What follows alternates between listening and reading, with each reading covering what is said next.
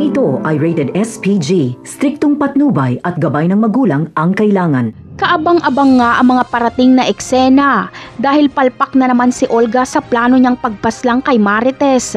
Malalaman pa ni Marites ang tunay na pagkatao ng kinikilala niyang Beng dahil maririnig niya na minamanduhan nito ang mga taong dumukot sa kanila.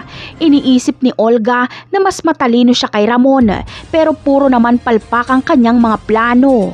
Si Olga din ang magiging dahilan kaya mabubunyag ang pagiging impostor ni David dahil kung hindi dinukot ni Olga si Marites ay hindi magkikita si Marites at Ramon pero nangyari na ang nangyari. Nagkaharap na si Ramon at Marites. Kapag makilala ni Ramon si Marites ay siguradong pag-uusapan nila ang tungkol sa kanilang anak.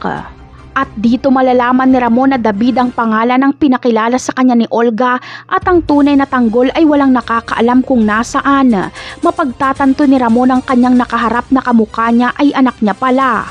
Ngunit ang tanong ng marami, ano kaya ang susunod na hakbang ni Ramon kapag malaman niyang impostor ang nasa mansyon na pinakilala sa kanya ni Olga? Malamang ay gagamitin niya si Marites para mapatotohanan na pinapaikot lang sila ni Olga at David.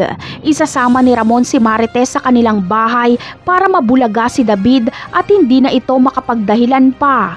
Wala nang takas si David sa pagkakataong ito.